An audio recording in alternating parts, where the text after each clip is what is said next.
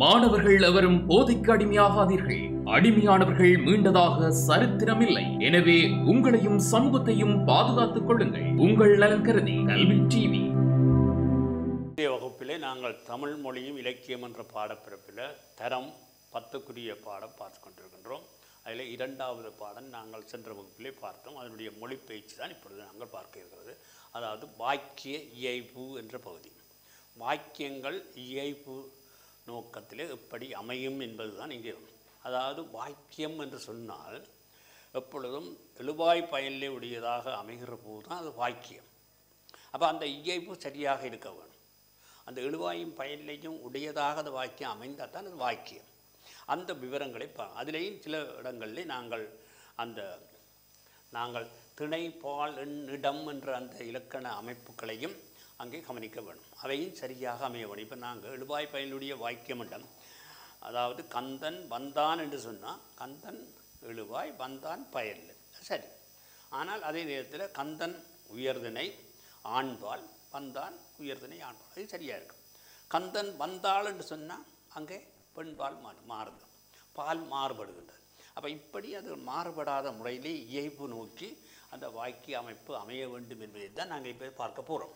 இங்கே பாருங்கள், வாக்கியம் ஒன்றில் எழுவாயாக அமையும் பெயர் சொல்லும் பயன்லியாக அமையும் வினை சொல்லும் திணை பால் எண் இடம் என்ற இலக்கண கூறுகளோடு ஒன்று அல்லது இயை பெற்று வருவது வாக்கிய இயைபு எனப்படும். ஒன்று வர வேணும். அப்படி வருகின்ற போது அதனை இங்கே நாங்கள் விளங்கிக் கொள்ள முடியும். பாருங்கள், முரளி பாடம் படித்தான் என்ற வாக்கியத்தில் முரளி என்றது எழுவாய், படித்தான் பயனில்லை சரி. ஆகவே இங்கே எழுவாயான முரளி உயர்திணை ஆண்பால் உரிமை படற்கை என்று அந்த இலக்கண கூறுகளை பார்க்கக்கூடியதாக இருக்கிறது. அதே மாதிரி பயனில்லை படித்தான் என்பதும் இவ்வாறே அந்த இலக்கண கூறுகள் சரியாக அமைய பெற்றிருக்கின்றது. ஆகவே வாக்கியம் ஒன்று எழுவாயும் பயனில்லை இயை பெற்று வருவது வளா நிலை என்று, இயல்பு பெறாமல் வருவது வலு நிலை என்று சொல்லப்படும். அது இயல்பு பெறாமல் வந்தால் வலு நிலை. வலு நிலையும் வளா நிலையையும் பற்றி நாங்கள் பார்ப்போம். வளாநிலை என்றால் வாக்கியம் ஒன்றே எழுவாயும் பயனில்லை இலக்கண அமைதி பெற்று வருவது வளாநிலை. அப்போ அது இலக்கணமுடையதாக இருக்கின்றது. உதாரணமாக நாம் ஒற்றுமையாக வாழ்வோம், நாம் ஒற்றுமையாக வாழ்வோம். இங்கே எல்லாம் சரியாக அமைந்திருக்கு. இலங்கை எமது தாய் நாடு ஆகும், சரியாக அமைந்திருக்கு. வானங்கருத்து மழை பொழிந்தது, வானங்கருத்து மழை பொழிந்தது, மழை பொழிந்தது சரியா. அப்போ வலு நிலை என்றால் என்ன? வாக்கியம் ஒன்றில் எழுவாயும் பயனில்லை இலக்கண அமைதி பெறாமல் வருவது வலுநிலை. இப்போ நான் சொன்ன அந்த அமைப்புகளில் இருந்து ஒன்று பிசையினாலும் வலுநிலை. அம்மா சமையல் வேலையில் ஈடுபட்டது, அங்கே அம்மா சமையல் வேலையில் ஈடுபட்டது என்று சொல்கிறது அது என்ன ஒரு அகர்நிலையில் போய் முடியுது. அம்மா அகர்நிலையும் அப்போ அகர்நிலையில் போய் முடியலாமா? ஈடுபட்டதுன்றா அது என்ன மாடோ ஆடு தான் ஈடுபட்டது, அப்படி வரக்கூடாது சரியோ. அம்மா சமையல் வேலையில் ஈடுபட்டாள் என்று சொன்னால் தான் அது சரியானது சரியோ. ஈடுபட்டார் என்று சொன்னாலும் சரியானதாக இருக்கும், ஒரு மரியாதை குறையில் சொல்கிறது. ஈடுபட்டது என்று சொன்னால் அது சரியோ, அது பிழை. அதுதான் சொல்கிறார். அதிகாலையில் நாய்கள் குரைத்தது, இதுவும் பிழை. இதுவும் சில இடங்களில் நாங்கள் பார்க்கிறோம். அதிகாலையில் நாய்கள் என்று வந்தால் குரைத்தன என்று வர வேணும். நாய்கள் என்பது அங்கே குரைத்தன என்ற பன்மையில் போய் முடிய வேணும். இங்கே ஒரு மேலே போய் குரைத்தது என்று நாய் தான் நாய் குரைத்ததுன்னா சரி. இப்போ இதுகளையும் நாங்கள் இந்த வாக்கியங்களில் கவனிக்கப்பட வேண்டும். வழிநிலை ஏற்படுவதற்கான காரணம் அறியாமை, சோம்பல், மறதி, தடுமாற்றம். வழிநிலையில் வாக்கியங்கள் எழுத தவிர்த்து கொள்ள வேண்டும். அப்போ நாங்கள் இந்த வழிநிலையில் வாக்கியங்கள் எழுதுகிறத நாங்கள் தவிர்த்து கொள்ள வேண்டும். அப்போ நாங்கள் ஒரு தடுமாற்றத்திலையும் எழுதுறது, ஒரு அவசரத்தில் எழுதுறது, சில வழிகளில் பேச்சு வழக்கை கையாளுவது, இன்றைக்கு இந்த வலுநிலைகள் வருகின்றது. அறியாமை, வாக்கியங்கள் ஏற்படும் வழுக்களின் வகைகளை நாங்கள் இப்போது பார்ப்போம். என்ன வழுக்கள் என்று பாருங்கள். வழுக்களின் வகைகள் பாருங்கள். பால் வலு, சேவல் கூவினாள், இது வலுநிலை. கூவினாள் என்று சேவல் கூவினாள் என்றா அது பெண்பாடா இல்லை. அப்போ அது அந்த சேவல் கூவியது என்று தான் சொல்லப்படும். அப்போ கூவியது வளாநிலை, கூவியது என்பதுதான் சரியான சேகல் அருணை பொருள். அப்போ அகர்ணையில் வர வேணும். வெண்பலு கணனிகள் இயங்கியது, இதுக்கும் வழிநிலை. கணனிகள் இயங்கியது என்று சொல்லக்கூடாது. அப்போ கணனிகள் இயங்கினக்கு தான் அந்த ஒன்றுக்கு மேற்பட்ட கலனிகள் இயங்கி கொண்டு இருக்குது. அப்போ இயங்கினன்றது வர வேணும். அப்போ பன்மையில் வர வேணும். இடவளம் பேர் அரசன் சென்றேன். அரசன் சென்றேன்டா என்ன? அவன் நான் சென்றேன்டா தான் சரியானது. இந்த அரசன் சென்றேன்னு சொல்ல முடியுமோ? அப்போ அரசன் சென்றான்ன்றது தான் அங்கே அரசன் சென்றான். அப்போ அந்த காலத்தையும் கவனிக்க வேண்டி வரும். இறந்த காலம் சென்றேன்டா நிகழ்காலத்தில் வருது. காலவளம் கடந்த ஆண்டு நடைபெறும். கடந்த ஆண்டு நடைபெறும் என்று சொல்லலாமோ? கடந்த ஆண்டு நடைபெற்றது என்று சொன்னால் தான் சரியான. இப்போ இப்படியான வழுக்கள் இருக்கும். அது காலவளு. ஐவரும் வந்தானா வினாவளு. ஐவரும் வந்தானாண்டா சொன்னா வந்தானாண்டேக்கு அங்கே ஒருமையில் முடியுது. ஐவரும் வந்தனரா என்றா தான் சரியான. ஐவரும் வந்தனரா, 5 பேரும் வந்தார்களா, இது வினாவளு. விடைவழுவிலையும் பெறும். உனது பெயர் என்ன என்றதுக்கு என்ற வினாவுக்கு எனது ஊர் தம்பலகாமம் என்று சொன்னால் அது சரியா? உனது பெயர் என்ன என்று கேட்க தம்பலகாமம் என்று சொல்கிறதா? அப்போ என்ன, உனது பெயர் என்ன என்ற வினாவுக்கு எனது பெயர் கண்ணன் என்று சொல்ல வேணும். அப்போ தான் சரியான. அது வினாவளம். விடைவளு. மரபு வளை சிங்கத்தின் இளையது குஞ்சு. சிங்கத்தின் இளையது குஞ்சு என்று சொல்கிறதோ இல்லை. சிங்கத்தின் இளையது குருளை என்று சொல்கிறது. சிங்கத்தின் இளையது குருளை. அப்போ இது வந்து மரபு வலு. இப்படியான வலுக்கள் இருக்கின்றன. இவைகளை நாங்கள் கவனித்து எழுதுகின்ற போது கவனித்து எழுதப்பட வேண்டும். வலு அமைதி என்று சில வலுவை நாங்கள் சரியென ஏற்றுக்கொள்கிறதும் வலு அமைதி என்று சொல்கிறது. அதாவது பிழைதான் இலக்கணத்தின்படி பிழையான சரி என்று ஏற்றுக்கொள்ளுகிற சில வலு அமைதிகள் இருக்கின்றன. வாக்கியத்தில் எழுவாயும் பயிலே இலக்கண அமைதி பெறாத போதும் நீண்ட காலமாக சமூகத்தில் பயிலப்படுதல் காரணமாக அவ்வழுக்களை விதிவிலக்காக ஆண்டோர் கருதினார். அவ்வாறு விதிவிலக்காக கொள்வதையே வலு அமைதி என்று சொல்லுகிறோம். அதை வலு அமைதி என்று சொல்கிறது. வலு அமைதியின் வகைகள் பாருங்கள். திணை வலு அமைதி அப்படி இருக்குதோ வேண்டும். மகிழ்ச்சி, கோபம், உயர்வு, இழிவு, சிறப்பு முதலானவை காரணமாக ஒரு திணையிலே கூற வேண்டிய மற்றொரு திணையிலே கூறுவது இது திணை வலு அமைதி. மகிழ்ச்சி காரணமா என் செல்லக்குட்டி, நாங்கள் குழந்தைகளை செல்லக்குட்டி என்று சொல்கிறோம். என்ன, சின்ன குழந்தைகளை செல்லக்குட்டி என்று சொல்கிறோம் தானே. செல்லக்குட்டி வா இங்கே வா செல்லக்குட்டி என்று சொல்கிறோம். செல்லக்குட்டி என்று சின்ன குழந்தையை தூக்குறோம். செல்லக்குட்டி என்று அங்கே குட்டி என்று சொன்னால் அகர்ணையை தான் சொல்லப்படுது. ஆனால் அதை நாங்கள் உயர்நிலை வாரது அப்படி நாங்கள் வழங்குகிற வழக்கம் இருக்குது. செல்லக்குட்டி என்று. அப்போ உயர்நிலை குழந்தையை குட்டி என்று அகர்ணையை கூறுவது ஒரு மரபு. அதை வலு அமைதியாக எடுக்கலாம். இவன் ஒரு மாடு, இதுக்கும் சொல்லுவது இந்த ஒன்றும் தெரியாதவனாக இருந்தால் அவன் இவன் ஒரு மாடு மாதிரி இருக்கிறான் என்று சொல்கிறது. அப்போ உயர்தனை ஒருவனை மாடு என்று அகர்ணை கூறுவதும் ஒரு மரபு இருக்குது. அதையும் வலு அமைதியாக எடுக்கலாம். கோபம் காரணமாக வலு அமைதியாக சொல்கிறோம். உயர்வு காரணமாக நுளம்பார் பேசினார். அங்கே ஒரு கதையிலே வருகிறது. என்ன, அந்த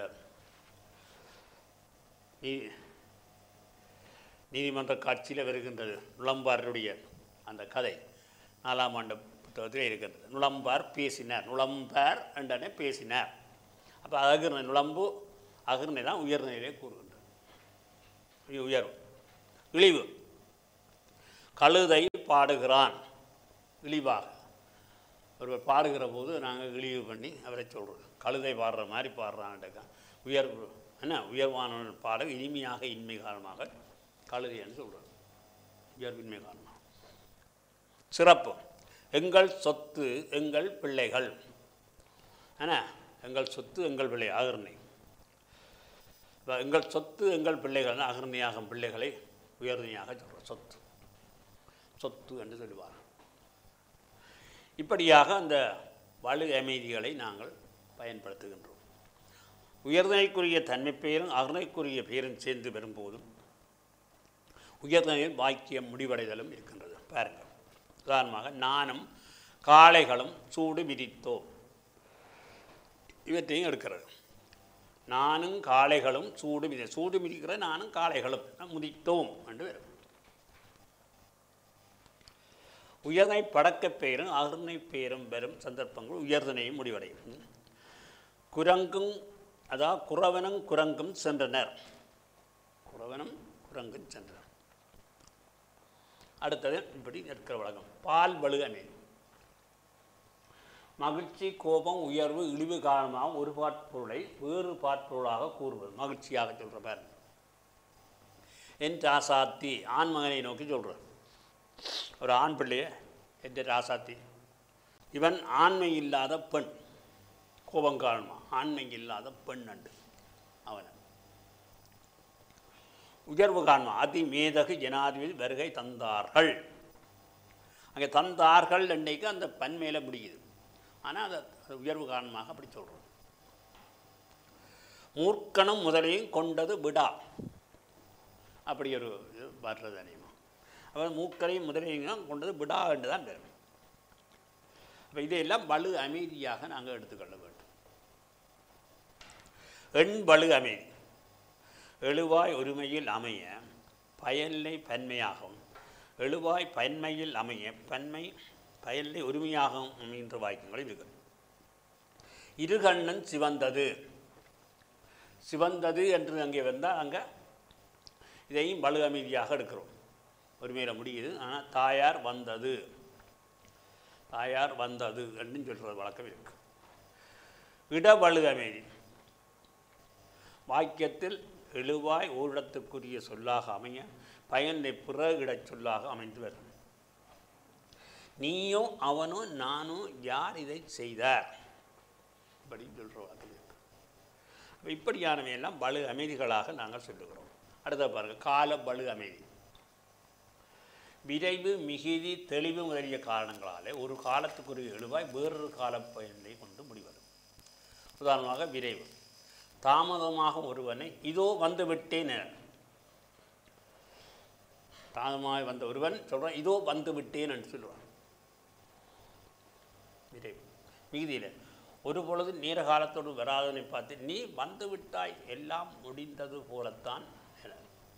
நீ வந்து விட்டாய் எல்லாம் எல்லாம் முடிந்தது போலத்தான் என்ன. இப்படி தெளிவு.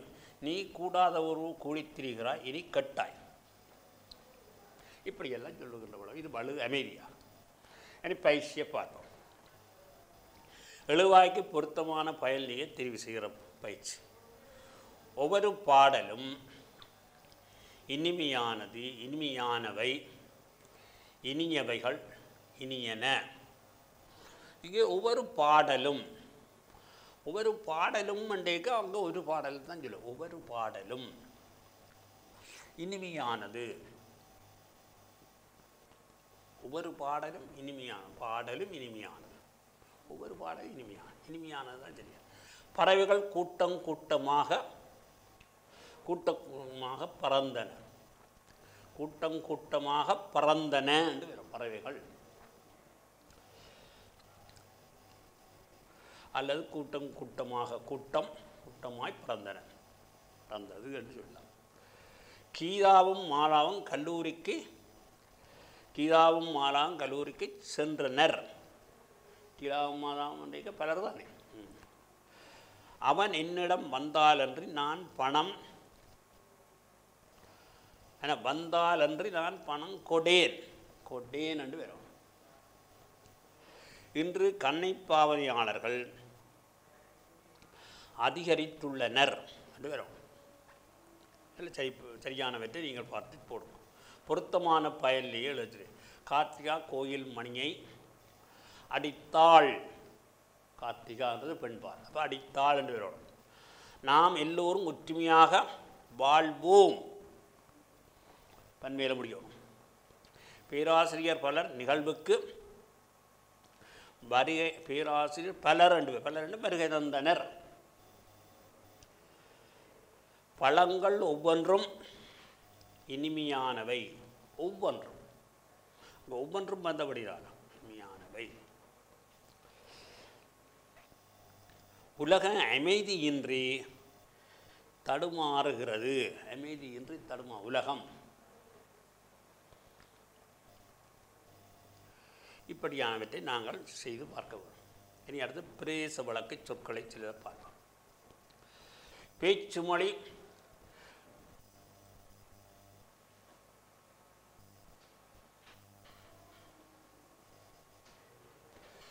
எழுத்து மொழி என மொழியில் இரு வடிவங்கள் இருக்குது. பேச்சு மொழி எழுத்து மொழி என 2 வடிவங்கள் இருக்கின்றன. இவ்விரு வடிவங்களும் ஒன்றோடொன்று நெருங்கிய தொடர்புடையனவாக இருந்த போதும் வேறுபட்ட வடிவங்களாகவே இயங்குகின்றன. வேறுபட்ட வடிவங்களாகவே இயங்குகின்றன.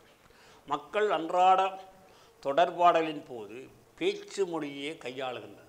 தொடர்பாடலின் போது பேச்சு மொழி தான். பல்வேறு இலக்கிய வடிவங்களில் பேச்சு மொழியை கையாண்டு எழுதும் வழக்கம் அன்னைக்காலமாக அதிகரித்து வருகின்றது.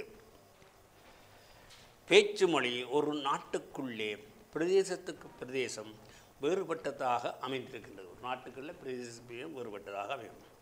மேலும் தமிழ் பேசும் நாடுகளில் நாட்டுக்கு நாடு வேறுபாடு கொண்டதாகவும் அமைந்திருக்கின்றது. அதேவேளை சமூகத்துக்கு சமூகம் வேறுபட்டதாகவும் பேச்சு மொழி அமைகிறது. பிரதேச ரீதியாகவும் சமூக ரீதியாகவும் வேறுபட்டு வழங்கும் பேச்சு வழக்கு சொற்களையே பிரதேச வழக்கு சொற்கள் என மரபு இலக்கணத்தில் குறிப்பிடுகின்றார். பிரதேச வழக்கு சொற்கள் பிரதேச ரீதியாகவும் சமூக ரீதியாகவும் வேறுபட்டு வழங்கும் பேச்சு வழக்கு சொற்களையே பிரதேச வழக்கு சொற்கள் என மரபு இலக்கணத்தில் குறிப்பிடுகிறார். அதாவது பிரதேச ரீதியாக என்று சொல்லியிருக்கோம். நாங்கள் மட்டக்களப்பு பிரதேசம், யாழ்ப்பாண பிரதேசம், இவற்றில் வேறு அங்கே பேசுகின்ற பேச்சு வழக்கு இங்கே இல்லை. சமூக ரீதியாக சில பிரதேசம், அதாவது சமூகம், அதாவது சில சமூகங்கள், இப்போ முஸ்லீம் சமூகம் இருக்கிறது, அவர்களுக்கிடையேயும் எங்கள் தமிழ் மக்களுக்கும் வேறு இப்படி இருக்குது. பிரதேச வழக்கு சொற்கள் 2 வகையில் பாகுபடுத்தி நோக்கத்தக்கன. பிரதேசத்துக்குரிய தனித்துவமான சொல் வழக்குகள் ஒன்று, பேச்சு மொழியில் ஒலி மாற்றம் அடைந்து வழங்குவது இன்னொன்று. அதாவது பிரதேச வழக்கு சொற்கள் 2 வகையிலேயே பாகுபடுத்தலாம். என்னென்ன பிரதேசத்துக்குரிய தனித்துவமான சொல் வழக்கு ஒன்று இருக்கும், பேச்சு மொழியிலே ஒலி மாற்றமடைந்து வழங்குகின்றது இன்னொன்று. இப்படியும் இருக்கின்றது. இப்போ குச்சொழுங்கை, பேந்து, விதானை, கிறுக்கி, உமல், லயம் போன்றவெல்லாம் பிரதேசத்துக்குரிய பிரத்யேக வழக்கு சொற்கள். லயம் என்று சொன்னால் மலையகத்தில் தான் லயம் என்று சொல்லுவார். காத்து, இதில், வெரசா, மனே போன்ற ஒலி மாற்றமடைந்து வழங்குவை. காற்று என்றதை காற்று என்ற காத்து என்று சொல்கிறது, வெரசா என்று சொல்கிறது. இனி பின்வரும் சொற்களை படித்து பிரதேச வழக்கு சொற்களை பற்றி நாம் மேலும் அறிந்து கொள்ளலாம். இப்படியாக பலவற்றை பிரதேச வழக்கு, பொது வழக்கு, வடக்கு பிரதேச வழக்கு. காத்து வடக்கில் சொல்கிறது, காற்று என்றது. தேழ்வை, தேவையர். கிழிஞ்ச, கிழிந்த. கரடி, கரடி என்றது. இன்றைக்கு, இன்றைக்கு என்றது.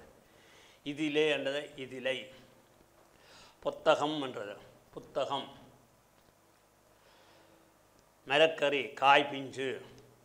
மகன, மோன என்று சொல்கிற வழக்கம். கிழக்கு பிரதேச வழக்கு பாருங்க. தரவை, ஆறு குளம், ஆழங்குறைந்த நீர்ப்பகுதி வழி தரவை என்று சொல்கிறது. சிறுகணிய, துறவு என்று சொல்கிறது. பின்பு அல்லது பிறகு என்ற மறுக்கா. மகனே என்ற மனே, மனே, மனே. பற்றை, பத்தை. சூட்டு களத்தை களவட்டி என்று சொல்கிறார். தென்னிலங்கையில் பாருங்கள். அழகு என்ற பசுந்து, அழகு, பசுந்து. சொதி, ஆணம். சொதிய ஆணம் என்று சொல்கிற வழக்கமே தென்னிலங்கையை சொல்கிற ஆணம்.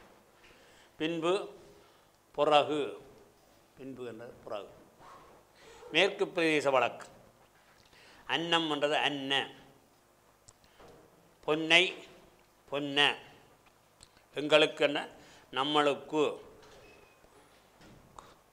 மேற்கு பிரதேசத்தில் மலைய கிளை மொழி. விரைவாக என்றது வெரசா. தொழிற்சாலையை ஸ்டோர் என்று சொல்கிறது. கொழுந்து நிற்கும் இடம் மடுவம். மாடு, காடி. இப்படியாக சொல்கிற வர்க்கம் இருக்குது. இவையெல்லாம் இப்படியாக பிரதேச வழக்கு சொற்கள் அமைய பெற்றிருக்கின்றன. அடுத்ததாக நாங்கள் சுருக்கம் எழுதுதல் என்ற ஒரு பகுதிக்கு போகின்றோம்.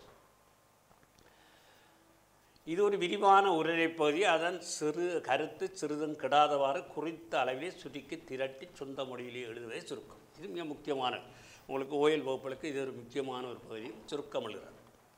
சுருக்கம் எழுதுகிறது அநேகமாக நடைமுறையிலே நாளாந்தம் பயன்படுத்தப்படுகின்ற ஒரு செயற்பாடு. ஒரு அரசாங்க அதிபருக்கு கடிதம் பெறுகிறது. அப்போ சுருக்கமான முறையிலே அவருக்கு கடிதம் போலினா அது அவர் வாசிப்பார். அப்போ அதுக்கு விடயத்தை சுருக்கமாக கொடுக்க தெரியும். எல்லா கடிதங்களையும் அவர் பந்தியாக எழுதினா அவர் வாசிக்க மாட்டார். அப்போ அதுக்கு தான் இந்த சுருக்கம் தேவை. சுருக்கம் எழுதுகிற பத்திரிகை துறையிலையும் அதே மாதிரி சுருக்கம் எழுத வேண்டியது. இப்போ பத்திரிகையில் செய்திகள் கொடுக்குற போது ஒரு அளவாக சுருக்கமாக கொடுத்தா தான் அவங்க கண்ண செய்திகள் வரும், எல்லாத்தையும் போட முடியும். அப்போ சுருக்கம். பொழிப்பு உரைகள் நிகழ்வுகளை வெளியிடும் போது அவற்றின் சுருக்கமே வெளியீடு செய்யப்படும். விரிவுரைகளின் போது நாங்கள் குறிப்பெடுக்கிறதுக்கு சுருக்கம் உதவும். விரிவுரைகளை அவதானிக்கும் போது அவற்றில் முக்கிய அம்சங்களை குறிப்பெடுத்து சுருக்கமே குறிப்பிட்டுக் கொள்வோம். அது சுருக்கம். நாங்கள் ஒரு புத்தகத்தை வாசிக்கின்ற போது அதில் இருந்து சில குறிப்புகளை எடுக்கிறதா இருந்தால் அதுக்கும் சுருக்கம் தேவை. முக்கியமான அம்சங்களை குறித்து கொள்கிற சுருக்கம். தொகுப்புரைகள் ஒரு சொற்பொழிவு நடக்குது. சொற்பொழிவையும் கட்டுரை முடிவிலையும் விளக்கப்பட்ட கருத்துக்களை சுருக்கமாக திரட்டி கூறுற சுருக்கம். இப்போ இப்படியான சுருக்கங்கள் முக்கியமாக சுற்று நிறுவனங்கள் செய்திகள் தயாரிக்கிறார். இவற்றை குறித்த அளவிலே அடக்கக்கூடியதாக தயாரிப்பதற்கு சுருக்கம் எழுதும் பயிற்சி தேவை. நாளாந்த விடயங்களிலே இந்த சுருக்கம் எழுதுகின்ற பயிற்சி கட்டாயம் தேவையான ஒன்றாக இருக்கின்றது.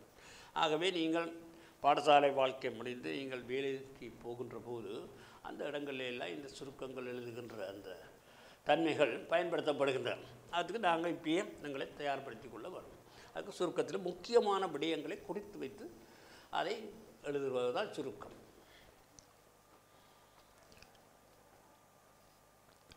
சுருக்கம் எழுதுவதற்கான வழிமுறைகளை இங்கே நாங்கள் பார்ப்போம். தரப்பட்ட மூலப்பகுதியை கருத்தூன்றி வாசிக்க வேணும். எங்களுக்கு என்ன விடையே தரப்படுதோ அதை கருத்தூன்றி வாசித்தா தான் அதில் நாங்கள் பிரதான கருத்துக்களை எடுக்கலாம். பிரதான கருத்தை இனங்காண வேணும். அங்கே என்ன பிரதான கருத்துன்றது இனங்காணும். துணை கருத்துக்களை நிகழ்படுத்த வேணும். குறிப்படுத்த ஒரே கருத்து மீண்டும் மீண்டும் பெறாமல் குறித்து கொள்ள வேண்டும். ஒழுங்குபடு குறிப்படுத்த அம்சங்களை மிக பிரதானமானவற்றை முறைப்படி ஒழுங்குபடுத்தி கொள்ள வேண்டும். பெருமட்டான சுருக்கம் எழுதல் சொந்த மொழியில் ஒப்புநோக்க பெருமட்டாக எழுதப்பட்ட சுருக்கத்தை வழங்கப்பட்ட மூலப்பிரதியும் ஒப்புநோக்கி சொல்லளவை கவனிக்க வேண்டும். திருத்தமாக மீளவும் எழுதல் செய்திகள் இடம்பெற்று அதன் பொழிப்பை சுருக்கி வசனடையில் எழுத வேண்டும். செய்திகள் அப்படி எழுதுகிறேன். மூலப்பகுதியின் தன்மை முன்னிலை சொற்கள் இடம்பெற்றிருப்பேன் அவற்றை சுருக்கம் படக்கையில் மட்டுமே எழுதப்படல் வேண்டும். முன்னிலை தன்மையில் எழுதப்பட்டால் அதை படக்கையில் மாற்றி எழுத வேண்டும். ஒரே பந்தியில் சுருக்கத்தை அமைத்து சுருக்கம் எழுதியவின் தலைப்பிட வேண்டும். இவ்வளவும் முக்கியமாக செய்ய வேண்டும். இவ்வளவும் செய்தால் அது சுருக்கமாக அமையும். ஆகவே இவற்றை நாங்கள் கவனிக்க கொள்ள வேண்டும். சுருக்கம் எழுதுவதற்கான படிமுறைகள் எப்படி எழுதலாம் என்றதுக்கு தன்கூற்று வாக்கியங்கள் பிறர்கூற்று வாக்கியங்களாக மாற்றி எழுதணும். தன்கூற்று வாக்கியங்களை உதாரணமாக என்னிடம் இருந்து எடுத்துக்கொண்டதை தா என்று கேட்டான் லாபேசு. அப்போ என்னென்றது சுருக்கமாக எழுதணும். லாபேசு தன்னிடம் இருந்து எடுத்துக்கொண்டதை தருமாறு கேட்டான். சரியோ, தன்னிடம் இருந்து எடுத்துக்கொண்டதை தருமாறு கேட்டான். லாபேசு கேட்டான். அப்போ எப்படி எழுதும்? சொற்றொடர்கள் வாக்கியங்களை பொருத்த முறை சுருக்கி ஒரே சொல்லில் சொற்றொடர்களை கையாளும். உதாரணமாக பாருங்கள். இறைவனுடைய பாதங்களை பணியாவிடில் நாம் கற்ற கல்வியின் பயன்தான் என்ன? இப்போ சுருக்கம் என்ன? கல்வியின் பயன் கடவுளை வணங்குதல் ஆகும். அதுதான் அந்த சுருக்கம். இறைவனுடைய பாதங்களை பணியாவிடில் நாம் கற்ற கல்வியின் பயன்தான் என்ன என்றது. அப்போ அது சுருக்கமாக சொல்கிறதா இருந்தால் கல்வியின் பயன் கடவுளை வணங்குதல் ஆகும். அப்படி சரி. அடுத்த ரெண்டாவது பாருங்கள். சோதரன் செல்வந்தனை நோக்கி உனக்கு நிலம் நீர் தீ வாளி காகாயம் என்னும்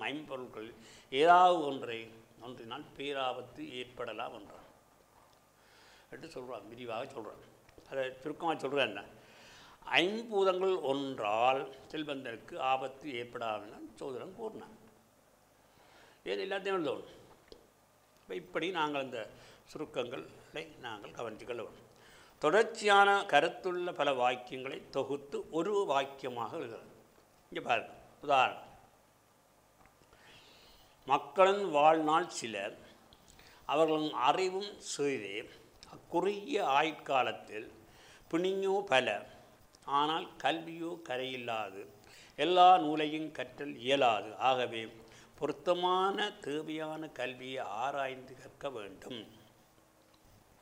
அது சுருக்கமாக சொல்கிறது என்னமாயி, வாழ்நாள் சிறிதாகவும் கல்வி பரந்ததாகவும் உள்ளமையினால் ஆராய்ந்து கற்க வேணும். என்ன, வாழ்நாள் சிறிதாகவும் கல்வி பரந்ததாகவும் இருக்கிறதுனால என்ன உள்ளமையினால் ஆராய்ந்து கற்க வேணும்.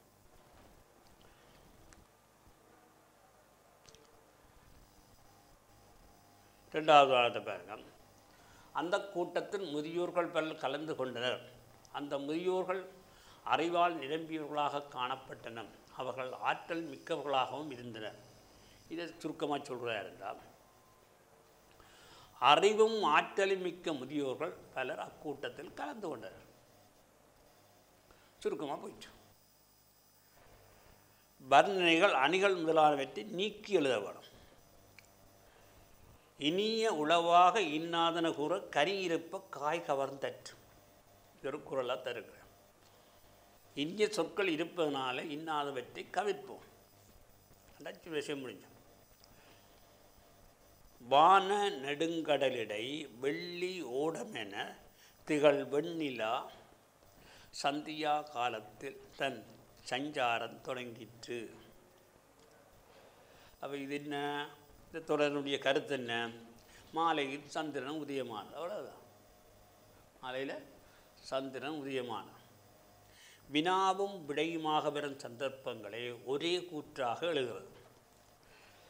மகன் இறந்ததை கேட்ட சந்திரமதியின் துயரம் எவ்வாறு இருந்தது?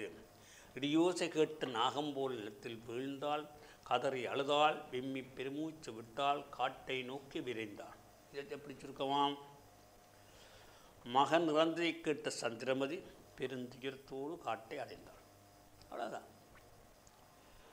பொருத்தமான இடங்கள் பல சொற்களால் குறிப்பதை ஒரு சொல்லாலை குறிக்கிறது. தானும் அனுபவியாத பிறருக்கும் கொடுக்காது வாழ்பவன் உலோபி. அதை சுருக்கினா அப்படியே, அதாவது தானும் அனுபவியாத பிறருக்கும் கொடுக்காது வாழ்பவன் ஆறாக இருக்கும். ஒரே சொல்லிட உலோபி என்று சுருக்கமாக சொல்கிறார். அதே மாதிரி நிலத்தில் உரிமை கொண்டாடுவதற்கு சான்றாக எழுத்துருவில் அமைந்த பத்திரம் அது உறுதி, உறுதி. இப்படி நாங்கள் சில சொற்களை சுருக்கமாக எழுதி அந்த சுருக்கத்தை நாங்கள் பின்வரும் பகுதிகளை சுருக்கி ஏறத்தாழ 10 சொற்கள் சுருக்கி எழுதி நீங்கள் வீட்டில் செய்து பார்க்கலாம். ஏன்னா இங்கே சொற்கள் தரப்படுகிறது, அதை வச்சு நீங்கள் எழுதலாம். ஆதிமந்தி அத்தானுக்கு என்ன பிடிக்கும், ஆதிமந்தி அத்தானுக்கு என்ன பிடிக்கும், மாமிக்கு எந்த கறி பிடிக்கும் என்பது எனக்கல்லவா தெரியும். உணவு ஆக்கும் பொறுப்பை பணிப்பெண்களிடம் ஒப்படைக்கலாமா என்று கேட்டான். இதை சுருக்கமாக எழுதுறா என்ன மிக சுருக்கமாக எழுத இதை எழுதி பாருங்கள். இப்போ இதுகள் தேவையில்லை. யார் யாருக்கு என்ன பிடிக்கும்ன்றதை ஒரு ஆளுக்கு தான் தெரியும். பின்னர் பாடல் பொருளை எடுத்தால் 4 அல்ல 5 சொற்களில் சுருக்கி எழுத சொல்லியும். தமிழ் மொழிக்கு உதவும் செல்வம் தானாகவே வளர்த்தல் போதும். கமல்நறு மனத்தை பூக்கள் கருவிலே பெற்றாற் போதும். இமிழ்கடல் வயிற்றில் வெள்ளம் இயற்கையாய் பெருகும். இதனுடைய கருத்தை நீங்கள் 4-5 சொற்களுக்குள்ள சுருக்கி எழுத வரும். இதெல்லாம் நீங்கள் வீட்டில் செய்து பார்த்தீங்கன்னா என்ன, அந்த சோழையை பல்வேறு பூக்கள் பூத்தி கொடுங்குகின்றன. ஒவ்வொரு பூவும் ஒவ்வொரு வடிவத்திலே ஒவ்வொரு நிறத்திலே காணப்படும். அங்கு பூத்து குலுங்கிய மலர்கள் எல்லாம் மனதை கொள்ளை கொள்ளும், அழகு விட்டு விளங்கி. இவற்றை நாங்கள் சுருக்கி எழுதுவோம். பின்வரும் உரைப்பகுதி 4 அல்ல 5 சொற்களில் சுருக்கி எழுதலாம். அரசன், குரு, பெரியோர், குழந்தைகள் முதலானவற்றை காணச் செல்லும் போது கொண்டு செல்லும் பரிசுப்பொருளும் ஒரு காரியத்தை எளிதில் நிறைவேற்ற அதனோடு தொடர்புடைய ஒருவருக்கு கொடுக்கப்படும் சட்ட ரீதி அல்லாத பணம் அல்லது பொருளும் ஒரே விதமானவை அல்ல. ஒரே விதமானவை அல்ல என்றதை நாங்கள் இதை சுருக்கமாக 4-5 சொற்களில் குறிப்பிடலாம். இவையெல்லாம் நீங்கள் வகுப்பறையில் செய்து பாருங்கள். பின்வரும் பந்தீகரத்தால் 12 சொற்களுக்கெல்லாம் சிக்கல் சொல்லி இங்கே பார்த்தீங்க. சுந்தரன் எனக்கு அடிமை என்பதற்கான சாட்சி இதுவென கிளப்பிராமணர் காட்டிய ஓலையை சுந்தரர் என்ன செய்தார்? கோபமாய் பறித்தார். ஒரு கணம்தான் பெறவென்று கிழித்தறிந்தார். சுருக்கமாக எழுதலாம். ஏன்னா அவர் காட்டிய கிளப்பிராமணர் காட்டிய ஓலையை அவருடைய சுந்தரர் கிழித்தறிந்தார் என்றதானே. பின்வரும் உரைப்பகுதியை 15 அல்லது 20 சொற்களுக்கு மேற்படாமல் சுருக்கி எழுதது. இந்த இருக்கு இவ்விரு பந்தி தரப்படுகின்றது. அதை நீங்கள் வீட்டில் செய்து பாருங்கள். மனித வாழ்வின் முன்னேற்றத்துக்கு ஆராய்ச்சி இன்றியமையாததாகும். கடலுப்பும் கதிரவன் ஒளியும் மண்பதைக்கு மிகவும் உதவுவது போல ஆராய்ச்சியும் உதவவல்ல ஆற்றல் மிக்கது. ஆய்வாலே அறிய முடியாது எதுவுமே இல்லை. ஆண்டவனை அறிவால் அறிந்து ஆராய்ந்து விடலாம் என்பது அருளால் புரியும். அறிவான் அறிந்து உடன் முன் இருநாள் நினைந்து என்பது அருணகிரிநாதர் வாக்கு. அறிவிலே தூய்மை இருந்தால் ஆண்டவனை காணலாம் என்பதை ஆராய்ச்சி என்ற சொல் காட்டுகிறது. ஆய்வாளனை பொறுத்து ஆய்வு செய்யும் பொருளை குறித்து ஆய்வு செய்யும் நோக்கத்துக்கும் அணுகுமுறைக்கும் ஏற்ப ஆராய்ச்சி பல வகைப்படும்.